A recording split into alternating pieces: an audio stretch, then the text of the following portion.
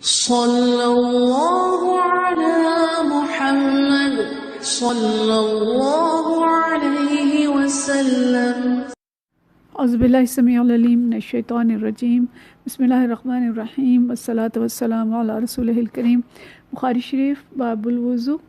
اور اس میں پچھلا باب جو ہم نے پڑھا تھا وہ یہ تھا کہ استنجا کے لیے پانی لے کے جانا۔ اسی نوعیت کی اگلی حدیث بھی ہے، اس سے اگلا باب ہے یہ، اور اس میں ایک اضافہ ہے کہ استنجا کے لیے پانی کے ساتھ لاٹھی یا برچی لے جانا۔ باب حمل العنزۃ مع الماء فی الاستنجاء، کہ پانی کے ساتھ عنزہ یعنی لاٹھی لے کے جانا۔ اور یہ حدیث بھی حضرت انس رضی اللہ تعالیٰ عنہ سے روایت ہے، جیسے ہم نے پچھلی پڑھی تھی۔ سمع انس بن مالک رضی اللہ تعالیٰ عنہ کہ یقول کان رسول اللہ صلی اللہ علیہ وسلم، کہتے ہیں کہ رسول اللہ صلی اللہ علیہ وسلم يدخل الخلاء فأحمل انا وغلام اداوة من الماء وعنزة، کہ جب نبی کریم صلی اللہ علیہ وسلم بیت الخلاء کی طرف جاتے تو میں اور ایک اور لڑکا پانی کے کوئی برتن اٹھاتے اور اس کے ساتھ ایک لاٹھی اٹھا کے لے جاتے تھے۔ یستنجی بالماء، اس لیے کہ آپ صلی اللہ علیہ وسلم پانی کے ساتھ استنجا کر لیں۔ اور اسی روایت کو جو آگے دوسری اس کی حدیث کو جو بیان کیا ہے، دو اور راویوں کا یہاں پہ ذکر کیا ہے امام بخاری نے، تابعہ النضر و شازان عن شعبہ، کہ حضرت شعبہ سے نظر اور شازان نے بھی اس حدیث کو بیان کیا ہے۔ اور عنزہ کس کو کہتے ہیں؟ العنزہ تو آسان علیہ زجن، کہ عنزہ ایک ایسی لاٹھی کو کہتے ہیں جس کے سرے پہ لوہے کا پھل لگا ہو۔ تو مقصد یہ ہے کہ پانی لے کے جاتے تھے اور ساتھ لاٹھی کس لیے لے جاتے تھے؟ جس کے ساتھ پھل لگا ہوتا تھا کہ جب نبی کریم صلی اللہ علیہ وسلم کو نماز پڑھنی ہوتی تھی تو اس کو زمین میں ٹھونک لیتے تھے اور وہ سترہ کا کام دیتی تھی۔ اور دوسری بات یہ کہ اس لاٹھی کے ذریعے اگر زمین سخت ہو تو اسے کھود کے نرم کیا جا سکتا تھا تاکہ چھینٹے نہ پڑیں، اور اگر راستے میں کوئی موذی جانور وغیرہ ہو تو اسے بھی اس سے مارا جا سکتا تھا، یعنی ملٹیپل اس کے مقاصد تھے جو اس سے پورے کیے جاتے تھے۔ اگلا باب جو ہے یہ باب ہے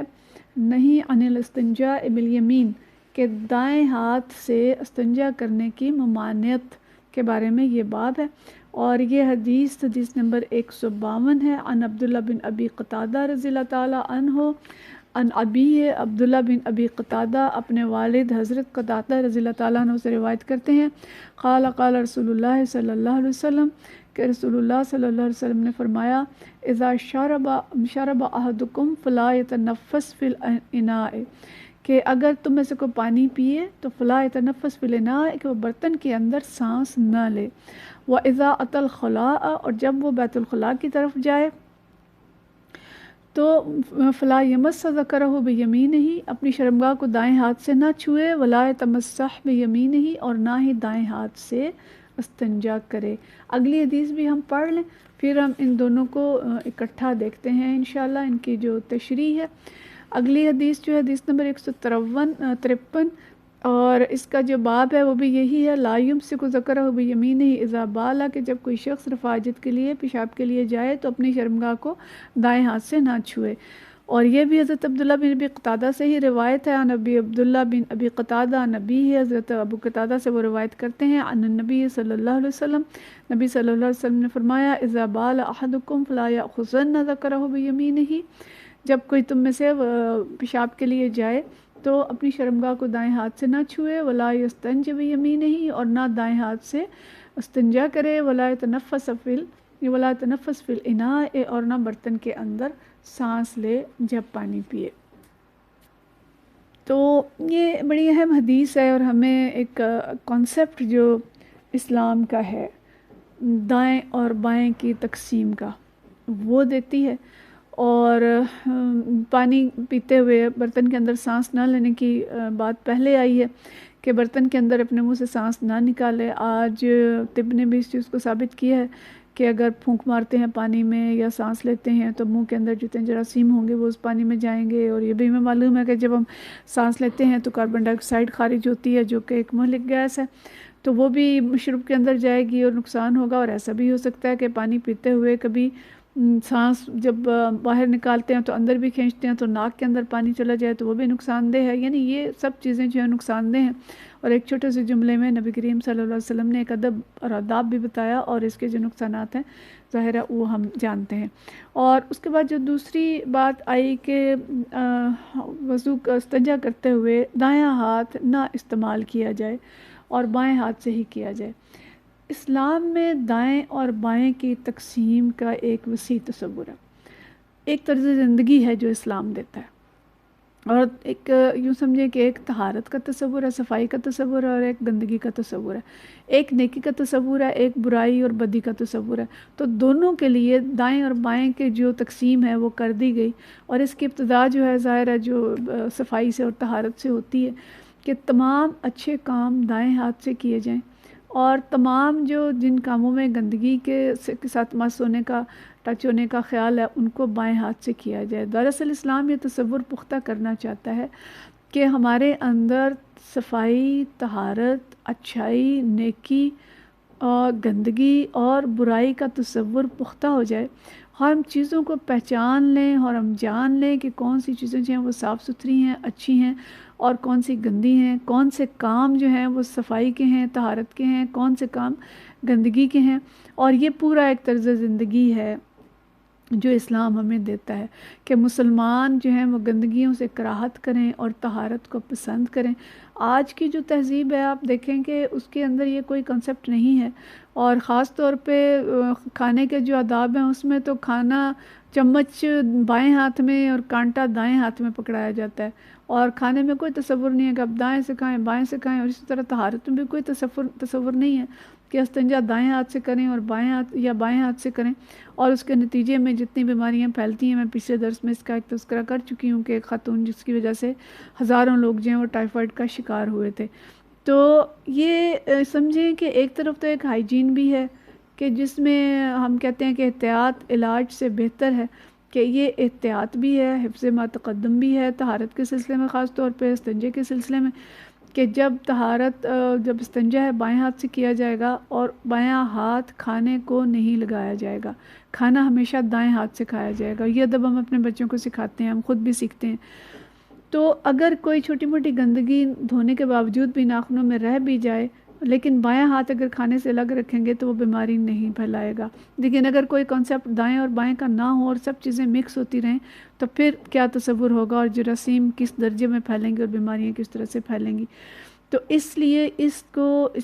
میں احتیاط کرنا, اور یہ حکم ہے نبی کریم صلی اللہ علیہ وسلم کا. آپ نے حکم دیا ہے کہ فلا یمسا ولا تمسا بیمینی, دونوں چیزیں کہ نہ تو چھوئیں اور نہ استنجا کریں دائیں ہاتھ سے. تو جو حکم دیا جاتا ہے نبی کریم صلی اللہ علیہ وسلم جس اس کا حکم دے رہے ہیں اس کی پابندی ہمیں ضرور کرنی چاہیے. تو چھوٹے بچوں کی مائیں بھی اس میں احتیاط کریں. اکثر دیکھا گیا ہے کہ مائیں جب بچوں کو دھلاتی ہیں اور ان کا استنجا کراتی ہیں, ان کا پیمپر بدلتی ہیں تو اس میں احتیاط نہیں کرتی اور دائیں ہاتھ سے ان کی صفائی کر رہی ہوتی ہیں. تو گویا نبی کریم صلی اللہ علیہ وسلم نے جو منع کیا اس کا اطلاق اس پہ بھی ہوگا. اور بچوں کی ماں کو تو زیادہ احتیاط کی ضرورت ہے کہ اس لیے وہ ایک دفعہ دھلاتی ہے اور فوراً اس کے بعد اس کو فیڈر دیتی ہے اور دودھ دیتی ہے. تو اگر وہ بھی دونوں ہاتھ اسی طرح سے مکس استعمال کرے گی تو ان کے بچے زیادہ بیمار ہوں گے اور ان کے اندر زیادہ انفیکشنز آئیں گی. تو یہ احکام جو ہوتے ہیں اس میں یہ یاد رکھیں کہ یہ ضروری نہیں ہے کہ ہر حکم کی مصلحت ہمیں سمجھ آئے. اگرچہ ہمیں زیادہ تر احکام کی مصلحتیں سمجھ آ جاتی ہیں لیکن پھر بھی اگر مصلحت نہیں سمجھ آتی تب بھی یہ سوچیں اور اس بات پہ ایمان اور یقین ہمارا ہونا چاہیے کہ نبی کریم صلی اللہ علیہ وسلم نے اور اللہ تعالیٰ نے جو احکام دیے ہیں اسی میں ہماری بہتری اور فلاح ہے. لہٰذا ہمیں پوری طرح سے ان احکام کی پابندی کرنی چاہیے. تو دائیں اور بائیں ہاتھ کا تصور ہم کلیئر رکھیں. بائیں ہاتھ سے استنجا, بائیں ہاتھ سے صفائی اور دایاں ہاتھ کھانے اور تمام اچھے کاموں کے لیے استعمال کیا جائے گا. آگے ہم پڑھتے جائیں گے کہ دائیں ہاتھ کے دیگر تصورات جو ہیں وہ کیا کیا آتے ہیں, حتیٰ کہ جنت والوں کے لیے بھی اصحاب الیمین اور دوزخ والوں کے لیے اصحاب الشمال کا لفظ جو ہے وہ استعمال کیا گیا ہے. تو طب سمجھ آئے یا نہ آئے لیکن ہم اپنے نبی صلی اللہ علیہ وسلم کی مطابقت کریں اور اس میں ہم احتیاط کریں. اگلا باب جو ہے یہ باب ہے الاستنجاء بالحجارت, پتھر کے ساتھ استنجا کرنے کے بارے میں. اچھا اس میں بھی ہم سوچیں گے کہ بھئی آج کا دور 21ویں صدی اور اب پتھروں سے استنجا کون کرتا ہے، اور یہ حدیث ابھی تک اس میں موجود ہیں، ان کی کیا حکمت ہے؟ دیکھیں ایک بات تو یہ کہ جس دور کی یہ حدیث ہیں اس دور میں جو صورتحال تھی وہ کیا تھی، اور پانی کتنا میسر ہوتا تھا، اور صحابہ کرام کی کیفیت کیا تھی، اور خود نبی کریم صلی اللہ علیہ وسلم کن حالات میں رہتے تھے، اور اللہ اپنے نبی صلی اللہ علیہ وسلم کو خاص طور پہ مبعوث ہی اس نے ایسے دور میں کیا کہ اگر بہت سہولتوں والے دور میں ہوتے نا تو ہم کہتے جی نبی کریم صلی اللہ علیہ وسلم تو بہت سہولتوں والے دور میں آئے تھے، ہمارے پاس تو یہ سہولت میسر نہیں ہے تو ہم کیا کریں۔ تو آپ صلی اللہ علیہ وسلم کو اللہ نے مشکل دور میں پیدا کیا تھا اور تمام مشکل حالات سے ان کو گزارا، اور ہمارے لیے ساری صورتیں جو دین میں ممکن تھیں وہ بیان کر دی گئیں۔ تو پتھر کے ساتھ استنجا یا صفائی اس دور میں جب پانی نہیں تھا، اور اب بھی ان حالات میں جہاں پانی میسر نہیں ہوتا، یا کوئی بیماری ہے یا کوئی مسائل ہیں یا سفر ہے، تو یہ گنجائش اب بھی موجود ہے۔ اور اگرچہ اب پتھر کی جگہ ٹیشو بھی آ گئے ہیں اور وائپس بھی آ گئے ہیں، دیگر چیزیں بھی ہیں جو کہ استعمال کی جا سکتی ہیں۔ تو یہ حدیث جو ہے یہ بھی حضرت ابو ہریرہ رضی اللہ تعالیٰ عنہ سے روایت ہے، فرماتے ہیں قال اتبعت نبی صلی اللہ علیہ وسلم، فرماتے ہیں کہ میں رسول اللہ صلی اللہ علیہ وسلم کے پیچھے ہو لیا، وخرج لحاجتہ ہی، اور آپ صلی اللہ علیہ وسلم رفع حاجت کے لیے جا رہے تھے، فکان لا یلتفت، اور آپ صلی اللہ علیہ وسلم نے میری طرف التفات نہیں کیا، اور آپ راستے میں ادھر ادھر نہیں دیکھتے تھے، التفات نہیں فرماتے تھے، جب چلتے تھے تو سیدھا چلتے تھے، ادھر ادھر نہیں دیکھتے تھے۔ فدنوت منہ، میں آپ کے قریب ہوا، فقال، پھر آپ صلی اللہ علیہ وسلم جب یہ قریب ہوتے ہیں تو انہیں پتہ چل جاتا ہے کہ کوئی پیچھے ہے، تو فقال، پھر آپ صلی اللہ علیہ وسلم نے فرمایا ابغنی احجارن استنفد بہا، کہ میرے لیے پتھر لے کے آئیں، پتھر تلاش کر کے لائیں تاکہ میں ان سے استنجا کروں، او نحوہ، یا اسی طرح کے کوئی اور الفاظ آپ صلی اللہ علیہ وسلم نے استعمال فرمائے۔ ولا تأتنی بعظم ولا روس، اور فرمایا کہ ہڈی نہ لانا اور گوبر یا لید وغیرہ نہ لانا۔ فآتیتہ بأحجار بطرف ثیابی، میں اپنے جو قمیض تھی اس کی ایک سائڈ پہ باندھ لے کے کچھ کپڑے میں پتھر لے آیا، فوضعتها الی جنبہ، اور ان کو ایک سائڈ پہ رکھ دیا، وعرضت عنها، اور میں خود ذرا وہاں سے ہٹ گیا، فلما قضا اتبعہ بہن، اور جب نبی کریم صلی اللہ علیہ وسلم فارغ ہو گئے تو آپ نے ان سے استنجا کیا یا طہارت کی۔ اگلی حدیث بھی پڑھ لیں پھر ہم ان دونوں کو اکٹھا سمجھتے ہیں۔ دوسری حدیث جو ہے یہ حضرت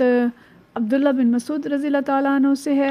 اور فرماتے ہیں یقول اتى النبی صلی اللہ علیہ وسلم الغائط، تک نبی کریم صلی اللہ علیہ وسلم آتے ہیں قضاء حاجت کے لیے، فامرنی ان اتیہ بثلاثۃ احجار، تو انہوں نے مجھے حکم دیا کہ میں آپ کے لیے 3 پتھر ڈھونڈ کے لاؤں،